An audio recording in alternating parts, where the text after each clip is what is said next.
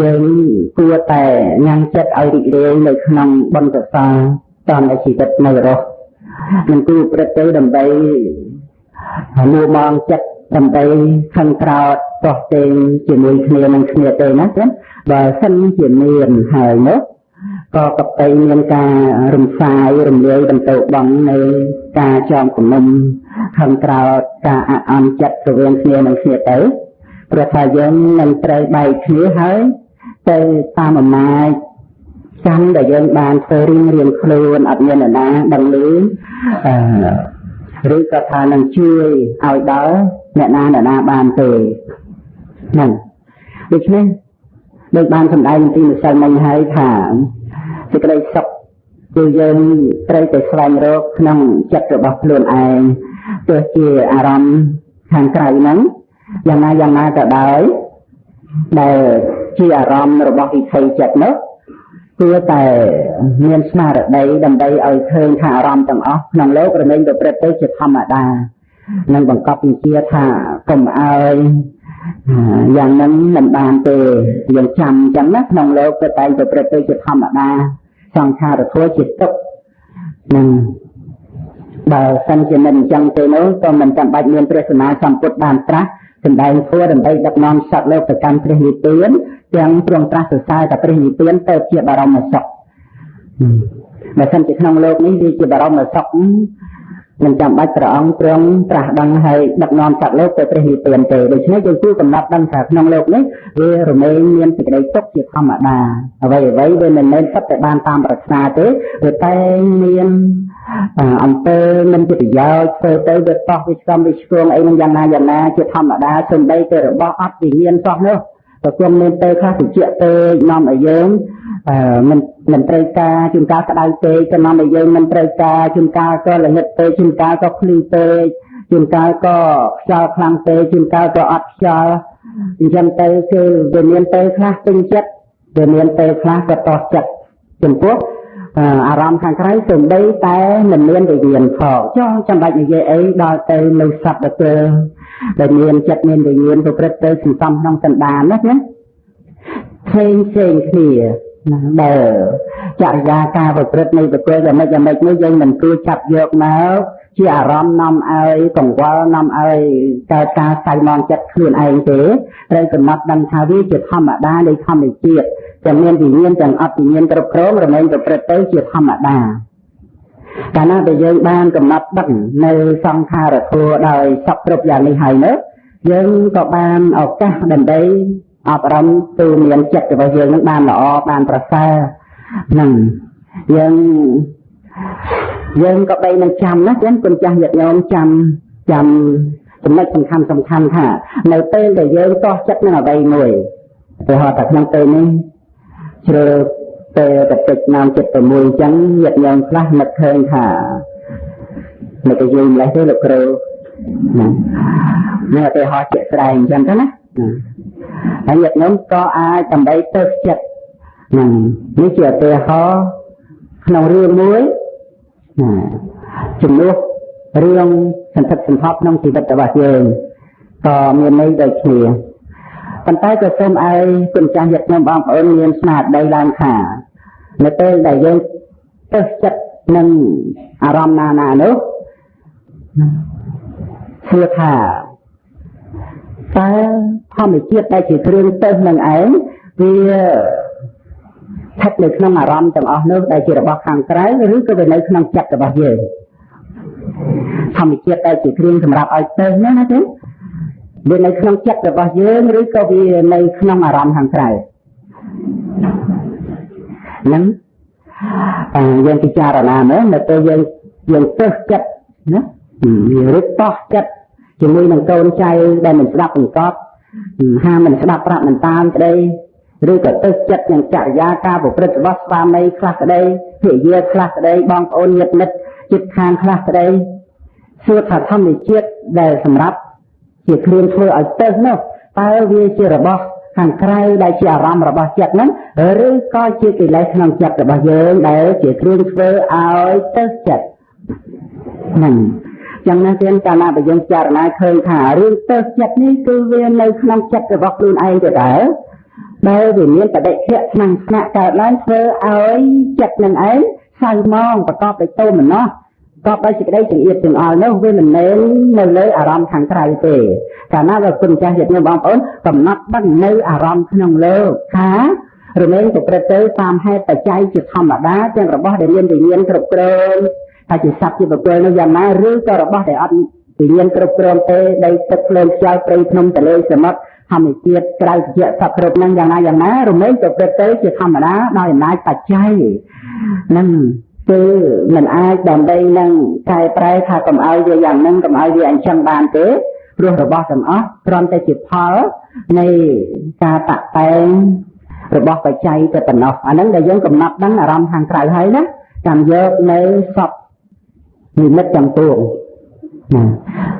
គឺនិមិត្តទាំងឡាយទាំងពួងដែលជាអារម្មណ៍របស់ចិត្តហ្នឹងរមែងប្រព្រឹត្តទៅយ៉ាងណាក៏កំណត់ដឹងថាវាជាធម្មតាវារមែងតែងតែប្រព្រឹត្តទៅយ៉ាងនោះប៉ុន្តែគ្រឿងដែលធ្វើឲ្យទៅចិត្តនេះវាមិនមែននៅក្នុងរបស់ខាងក្រៅនោះទេគឺវានៅក្នុងសញ្ញានៃចិត្តរបស់យើងជឿទេចឹងហើយញាតិញោមស្បតោះចិត្តនឹងណាទេស្បតោះចិត្តនឹងលោកគ្រូទេហ្នឹងដូច្នេះកាលណាបើគុណចាស់ញាតិញោមបានស្ដាប់យកយ៉ាងនេះហើយក៏បីនឹងអប់រំណាអប់រំទូមានចិត្តរបស់ខ្លួននឹងតទៅថានៅពេលដែលតោះចិត្តនឹងអ្វីមួយនោះឬទៅនឹងអារម្មណ៍ណានោះគឺមិនចាំបាច់ទៅកែរបស់ទាំងអស់នោះដែលគ្រាន់តែជាអារម្មណ៍របស់ចិត្តទេបានអីថាមិនចាំបាច់កែនៅរបស់ខាងក្រៅទាំងអស់នោះទេហ្នឹងគឺក៏បីសម្រួលចិត្តសន្តានរបស់ខ្លួនឯងនឹងកាលណាបើកិលេសដែលជាគ្រឿងធ្វើឲ្យតោះចិត្តនឹងឯងប្រព្រឹត្តទៅយ៉ាងណាក៏រងាប់នៅហេតុនោះបច្ច័យនោះគ្រឿងដែលធ្វើឲ្យតោះចិត្តនោះដក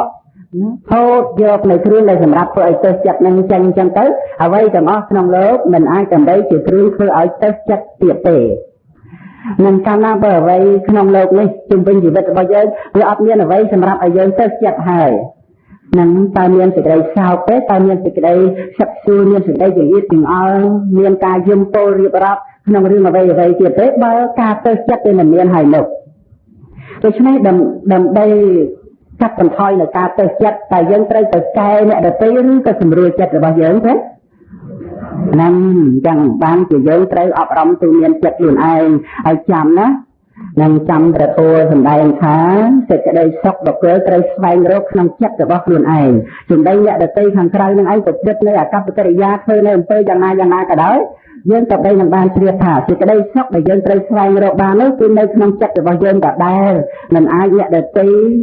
ខាងក្រៅណាមកបំផ្លាញសេចក្តីសុខរបស់យើងបានទេបើយើងស្វែងរកសេចក្តីសុខក្នុងសន្តាននៃចិត្តរបស់យើងហើយនោះព្រោះសេចក្តីសុខរបស់យើងដែលត្រូវបាននោះគឺមិនមែននៅខាងក្រៅដែលអាចអ្នកដទៃបំភ្លេចបំផ្លាញបានទេគឺតែនៅក្នុងសន្តានដ៏ជ្រៅរបស់យើងបើយើងយកគ្រឿងទៅអំពីចិត្តរបស់យើងចេញហើយនោះជីវិតយើងរស់នៅជាសុខគ្រប់អរិយាបថទាំង4គ្រប់ពេលវេលា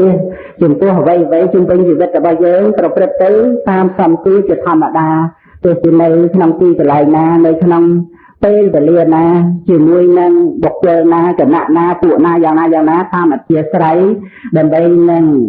ញ៉ាំជីវិតន្ត្រីគឺភាពជាធំនៃការរស់ឲ្យប្រព្រឹត្តទៅបាននោះគឺល្មមគ្រប់គ្រាន់ទាំងអស់នឹងគឺយើងសម្រួលផ្លូវចិត្តរបស់យើងអប់រំទូមានចិត្តរបស់យើងដើម្បីការរីករាយក្នុងជីវិតបច្ចុប្បន្ននេះព្រោះឃើញសភាពមកចិត្តបរិសុទ្ធក្នុងសន្តាននៃចិត្តរបស់ខ្លួនហើយនឹងកាលដែលចិត្តបរិសុទ្ធហើយនោះក្រមែងមានសេចក្តីសុខតទៅបានជួបប្រទះនៅផ្លូវរបស់ព្រះអរិយៈដែលទៅកាន់ព្រះនិព្វានដែលជាបរមសុខនោះយ៉ាងណា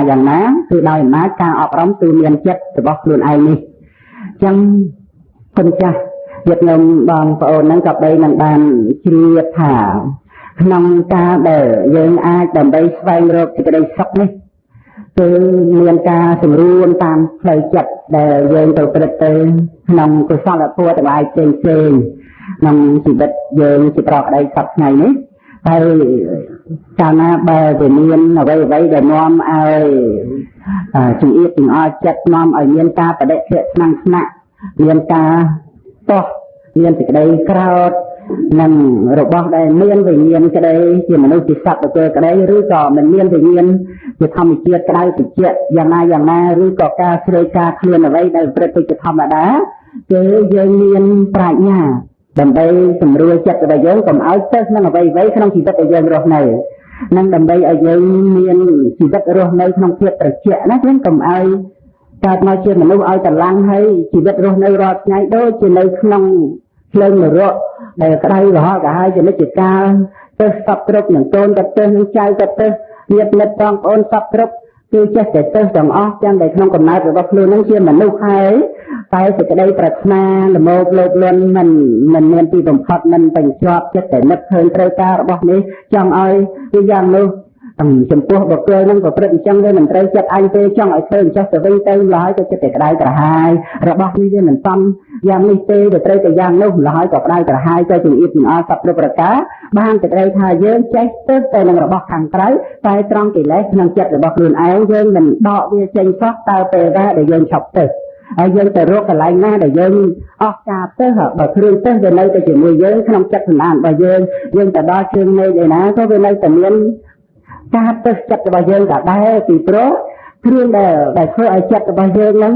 មានការជំនឿទាំងអស់ខ្វាយខ្វល់ទៅនេះទៅនោះវាមិនមែនជាអ្វីខាងក្រៅនោះទេគឺវាជាកិលេសក្នុងចិត្តរបស់យើងបើយើងដឹងយ៉ាងនេះហើយ